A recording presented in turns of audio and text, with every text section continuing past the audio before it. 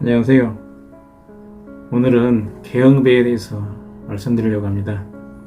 유튜브 제작을 여러 번 했는데도 아직도 이 카메라를 보면은 좀 긴장이 돼가지고 좀 이게 말이 잘 나오지 않습니다. 좀 이해해 주시기 바랍니다. 개영배는 전에 MBC에서 최윤호의 장편소설 상도를 드라마로 방영했기 때문에 모르는 분이 없을 것입니다. 저도 그때 최인호의 상도 소설이 나왔을 때 이 책을 사서 한 3일 동안 밤새워 가면서 재밌게 본 적이 있습니다. 그래서 저는 사실 MBC 드라마로 방영될 때는 몇 회만 보고 그렇게 보지는 못했어요. 그게 이제 상도에 보면은 개영배라는 술잔이 나오죠. 예, 개영배라는 뜻은 여러분들도 아시겠지만은 잔이 넘침을 경계하라는 뜻 아니겠습니까? 단순히 그 뜻만 있는 건 아니죠. 인간의 어떤 욕심을 경계하라는 뜻도 있겠죠. 개영배라는 유래는 중국에서부터 전해오는데요. 간단하게 상도에 나오는 도공 이명옥을 중심으로 이렇게 말씀드리겠습니다. 조선시대의 이명옥은 유명한 도공이었어요. 이 사람은 이제 도자기 빚는 걸 배우기 위해서 경기도 광주 이제 분원으로 가가지고 훌륭한 스승을 만나가지고 도자기 빚는 이 기술을 배우죠. 근데 이제 그때 스승이 만들지 못한 설백자기까지 이 이명옥을 만들어서 스승에게 칭찬도 받고 또 왕실에 자기를 납품하는 그런 경지까지 올랐습니다. 그래서 전국 각처에서 이 사람이 만든 자기를 소장하고 싶은 사람들이 많았었죠. 그러다 보니까 이 이명옥에 대한 어떤 질투가 동료들로부터 많았어요. 스승도 칭찬하죠. 또 왕실에서도 이명옥의 자기에 대해서 칭찬하죠. 그러다 보니까 이 동료들이 질투심이 생겨서 어떻게 하면 이명옥을 좀 끌어내릴까 그런 좀 궁리를 하다가 이명옥을 유명한 기생집에 데리고 갑니다. 그래서 거기에서 절세 미인의 기생을 소개시켜주고 또 술을 마시게 하죠. 그래서 이제 이명옥은 매일 기생집에 가다시피 해가지고 어느덧 폐인이 되게 됩니다. 그래서 거의 노숙자 수준이 되었죠.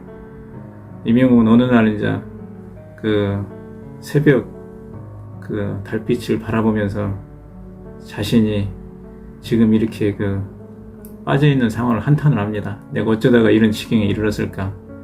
그러면서 후회를 아주 하게 됩니다. 그래서 이명옥은 다시 전에 도자기 기술을 배웠던 스승을 찾아갑니다. 근데 스승은 이 이명옥을 혼내지 않았어요. 이명옥은 재능을 이미 알고 있었기 때문에 이명옥이 이렇게 방황하고 있음에도 불구하고 이 스승은 이명옥을 기다리고 있었어요.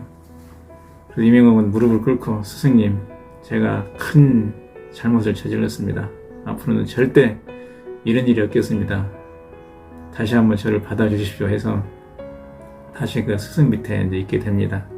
그런데 이명옥이 아침에 새벽에 일어나가지고 목욕제기하고 또 천지신명께 기도를 바친 다음에 뭔가를 열심히 만들고 있어요. 스승님도 이제 궁금한데 차마 물어볼 수가 없었어요. 너무 진지하게 뭔가를 만들고 있어서. 그런데 어느 날 이제 이명옥이 술잔을 하나 스승께 갖고 오는 거예요. 그러면서 이명옥이 설명을 합니다. 제가 술로 망했는데 이 개영배를 만들었습니다. 이 개영배는 70%까지만 술을 따르면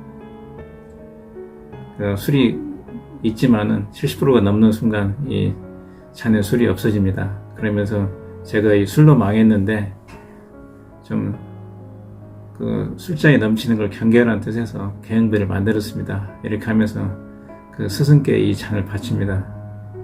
스승은 그동안에 아침에 이렇게 일찍 일어나서 무엇을 만든 거 했더니 드디어 네가 이렇게 참 반성을 하고 개영배를 만들었구나. 이렇게 참 감탄을 하죠. 우리 인간은 어떻게 보면은 욕망의 어떤 화신이라고 볼 수가 있습니다. 그래서 이제 그 조선시대의 그 유명한 거상 임상옥도 그 이민국이 만든 이 개영배를 항상 머리맡에 두고 자기의 어떤 욕망을 절제했다고 합니다. 저도 뭐 직장에 다닐 때 저는 그냥 평범한 부서에서 근무했기 때문에 민원가 부서도 아니고 그래서 뭐 유혹이 크게 뭐 있지는 않았습니다. 그러나 이제 뭐 모든 공무원이라면은 그 승진에 대해서는 다 관심이 많지 않습니까? 어떤 때는 저도 뭐 동기를 좀 일찍 승진하고 그러면은 나도 좀 윗사람께 좀 술도 좀 사주고 밥도 좀 사주고 좀 선물도 사주고 해서 좀 잘 보여서 이렇게 좀 금평을 잘 받으면 승진하지 않을까 이런 뭐 유혹은 좀 받았었어요. 그러나 저는 아까도 말씀드렸지만 이 상도라는 책을 보고 그 후에 그 개영배라는 잔을 사가지고 제 그 사무실 그 책상 위에 올려놓고 이렇게 있었습니다. 그래서 저는 그런 유혹이 올 때마다 거상 임상옥처럼 그 개영배를 바라보면서 인간의 욕망을 이렇게 좀 억제하곤 했었죠. 저는 뭐 승기는 좀 빠르지도 않고 아주 늦지도 않고 뭐 어중간하게 했습니다만 저는 뭐 이렇게 그 당당하게 이렇게 승진한 거에 대해서 좀 조금 늦었지만 후회하지는 않습니다. 그래서 저는 인간이라면은 그 누구나 다 이런 욕망의 유혹에 휩쓸릴 수 있지만은 항상 이 임용이 만든 이 개영배를 바라보면서 우리가 이게 뭐 인간의 욕망이 넘치는 것을 경계하는 것이 좋지 않을까 그런 생각이 듭니다. 네. 그리고 이제 대부분 이제 이게 탐진치라는 말이 이제 불교 용어인데요. 대부분 인간의 욕망, 분노, 또 어리석음을 잘 한 단어로 잘 설명해 놓은 것 같습니다. 어떻게 보면 인간이 욕심을 내서 그 욕심이 성취되지 않으면은 분노를 하게 되고 또 분노를 하게 되면은 더 어리석게 됩니다. 악순환이 되죠. 그래서 우리가 인생을 살아가면서 유혹을 항상 받고 있겠죠. 그럴 때마다 이 개영배를 생각하면서 우리에게 그 밀려오는 이 탐진치를 슬기롭게 극복하면 인생을 행복하게 살지 않을까 생각을 해봅니다. 감사합니다.